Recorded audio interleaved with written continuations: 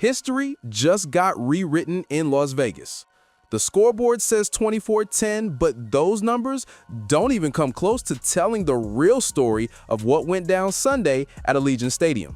What really happened? Shedeur Sanders just obliterated a curse that's been haunting Cleveland for 26 years. He the only way I made it through it. The last 6-7 months been extremely hard. God, the only way I was able to get through it. It was great. The last 2 days ago, we all had a big conversation in the locker room, just about God and just, our purpose. And I'm just thankful, this ain't me, this number God's work. He the only one that allowed me to continue to play, continue to keep going, continue to do that. It's a lot of people that's not in great situations that don't have everything, but you got to lean on him. You got to count on him throughout everything, Since the Browns returned to the NFL in 1999, 17 different quarterbacks tried to win their first career start in Cleveland. 17 times, they walked off the field as losers. Tim Couch? Lost. Brady Quinn? Lost. Johnny Manziel? Lost. Baker Mayfield? Lost. Every single one failed. Until yesterday. Until Shedeur Sanders said not today. The 5th-round pick, the guy nobody expected to see starting, the quarterback who tumbled in the draft while analysts picked apart his arm strength, his decision-making, his ability to compete at this level. The son of Dillon, who carries a last name that brings more pressure than most rookies will face in their entire careers. He just became the first Browns quarterback since Eric Zaire in 1995 to win their first NFL start. And just for context, Bill Belichick was coaching the Browns that year. Yeah, it's been that long. But before we break down what happened on the field, we need to talk about what Shedeur did before kickoff. Because this rookie made a move that most first-time starters wouldn't have the guts to pull off. Hey, come on, bro. I'm doing a serious interview, fam. That's what's shaking over there. But seriously, though, God, the only way I was able to get through it. It was great. The last 2 days ago, we all had a big conversation in the locker room, just about God and just, our purpose. And I'm just thankful, this ain't me, this number God's work. He the only one that allowed me to continue to play, continue to. That's not just confidence. That's not cockiness. That's a young man who spent 11 weeks sitting behind Dillon Gabriel, watching every snap, studying every defense, preparing for this exact moment. A young man who got exactly 3 reps with the first-team offense before getting thrown into the fire against Baltimore last week and getting absolutely demolished. 4 completions on 16 attempts, 47 yards, 1 pick. The kind of debut that usually ends careers before they even start. Most rookies would have shrunk after that. Most fifth-rounders would have been happy just to get another chance. But Shedeur Sanders isn't most rookies, and Sunday proved it. 11 of 20 passing, 209 yards, 1 touchdown, 1 interception. On paper, those are solid but not spectacular numbers for a rookie making his first start. But context is everything, and the context here is that the Browns' offense finally looked alive. They scored 24 points, only the second time all season they've broken 20. They moved the ball downfield with purpose. They hit explosive plays that had Myles Garrett on the sideline looking like he just witnessed a miracle. That 52-yard bomb to Isaiah Bond in the first quarter, that was the longest pass from a Browns quarterback in 15 games. 15 games! Let that marinate. The Browns went almost 4 full months without a quarterback who could push the ball vertically downfield.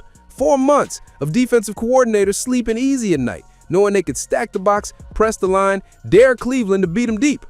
Shedeur changed that calculation in 1 throw.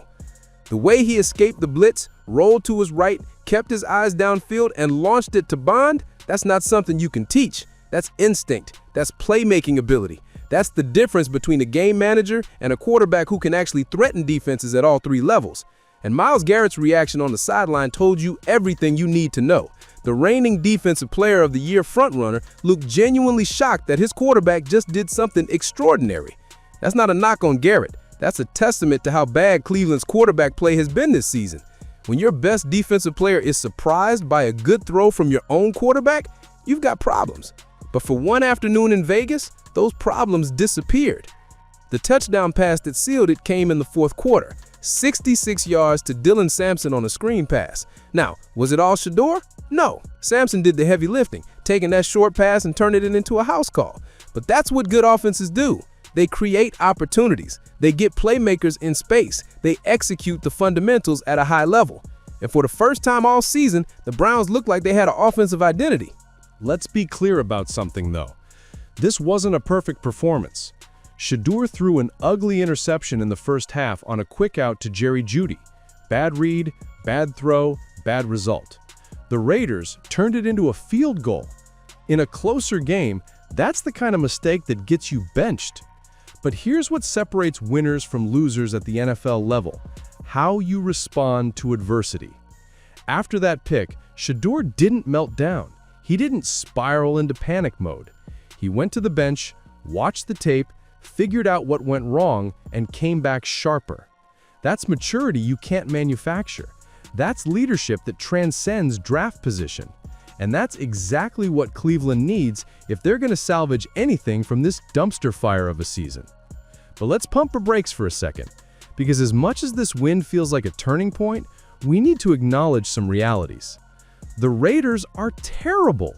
2-9 coming into this game, 5 straight losses, an offensive line that got Geno Smith sacked 10 times. 10! That's not a typo. Cleveland's defense absolutely brutalized Las Vegas all afternoon.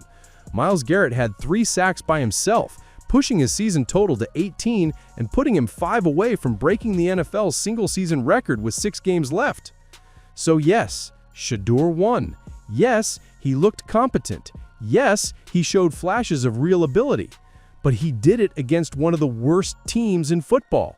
The real test comes next week when the San Francisco 49ers come to Cleveland, 7-4, playoff contenders.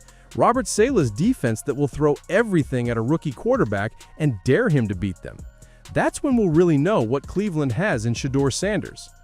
And here's where it gets complicated, because Kevin Stefanski already declared that Dillon Gabriel would be the starter if he clears concussion protocol. That was the party line all week. Gabriel is the 3rd-round pick. Gabriel was the guy they chose to lead this offense after moving on from Joe Flacco. Gabriel is the investment. But what happens if Gabriel is ready to go and Stefanski sticks with that plan? What happens when Gabriel throws his first incompletion and half the stadium starts chanting for number 12? What happens when the offense reverts back to that boring, predictable 10-yard ceiling that defined the first half of the season? You think Browns fans are going to sit quietly and accept it? You think the locker room isn't going to notice the difference? Because there was a difference yesterday. The energy was different. The belief was different. For the first time all season, Cleveland looked like a team that actually wanted to be on the football field. After the game, Shedeur kept it real. He didn't shy away from the noise. He didn't pretend like everyone's been rooting for him.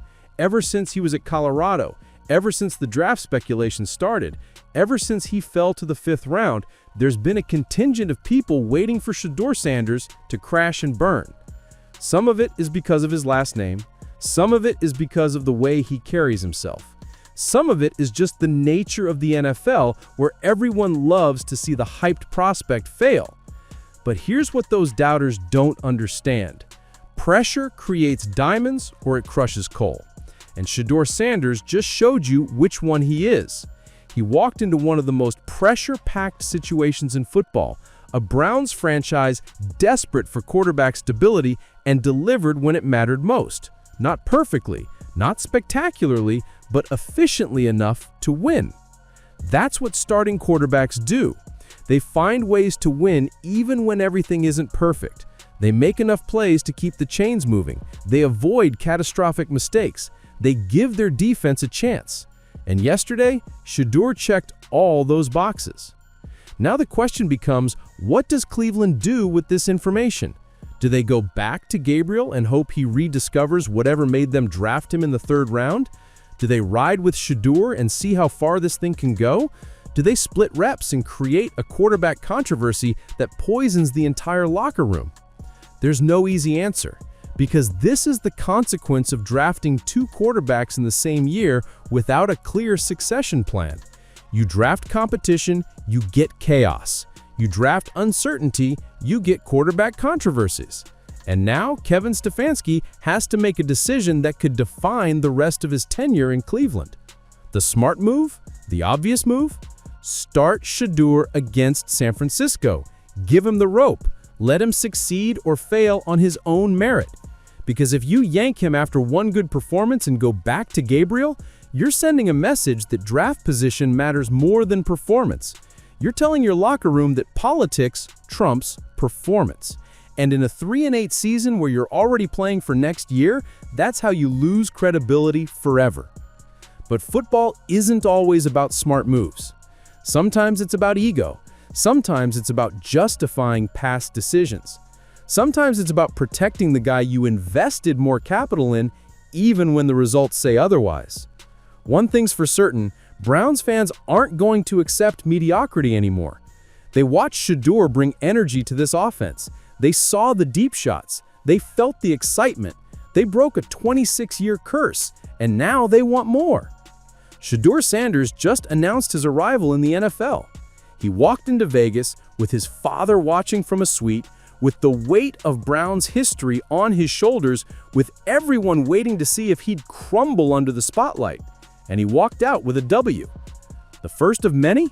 Or a one-game flash in the pan? We'll find out next Sunday when the Niners come to town. But for one afternoon in Las Vegas, Shedeur Sanders proved that maybe, just maybe, he really is who Cleveland's been looking for all along. Welcome to the show, Rook. Now let's see if you can handle the encore.